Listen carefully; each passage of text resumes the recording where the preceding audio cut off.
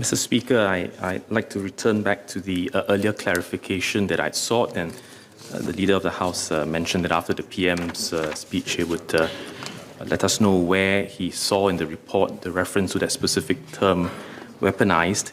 I asked because it is a very specific word. It's a very specific way of characterization, and this is important for the integrity of the COP process. The initial draft read as follows. Mr. Singh essentially weaponized unsubstantiated allegations that Ms. Khan was unstable and unreliable, and that she was prone to lying because of her mental health, and this was connected to her being a sexual assault victim, unquote. Indeed, the word is not in the committee report, and I mentioned earlier that the word weaponized was my characterization of what I saw was that particular paragraph. Indeed, the word is also used publicly. I think there's a Rice Media, I cannot remember whether I read this specifically, but Rice Media has an article which says, now that the claims on Raisa Khan's mental health have been refuted, how do you feel about weaponizing an individual's mental health in an investigation? So generally, that was my characterization of what I saw the COP report was doing. Just to confirm before this House, Mr. Singh was not referring to any drafts or reference to earlier drafts. No, thank you.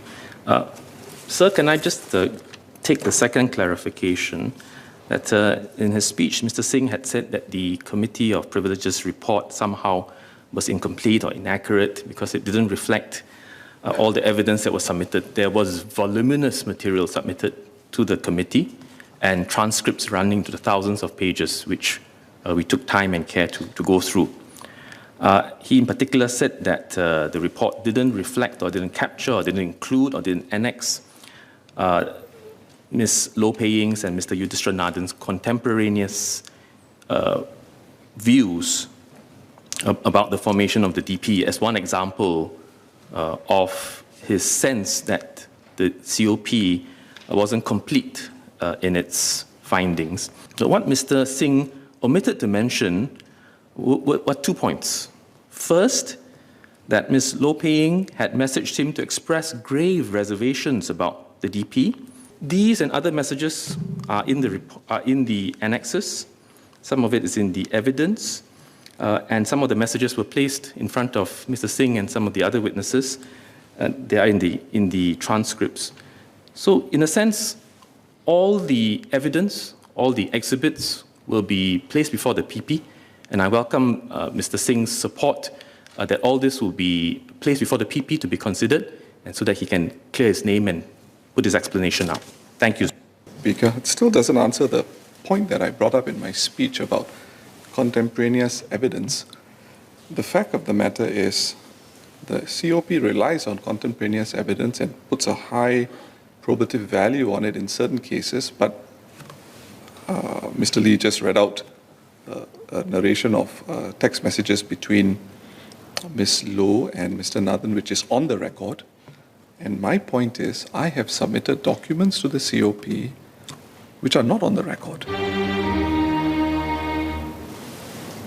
And there's an important difference there.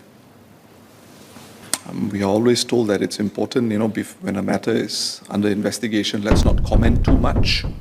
I think I should be given that right as well, but Prime Minister has gone one step further and said, go to trial. I mean, that's certainly Prime Minister's view.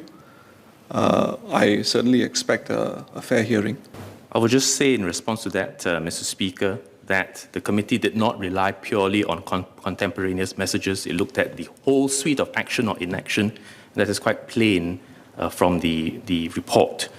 But be that as it may, all the evidence submitted by all witnesses was placed before the committee, was referred to. We assessed the evidence, we came to our conclusions, and we placed it in the report. But all material, including material that the relevant witnesses, including from the Workers' Party leadership, had submitted, would be placed before the PP for consideration.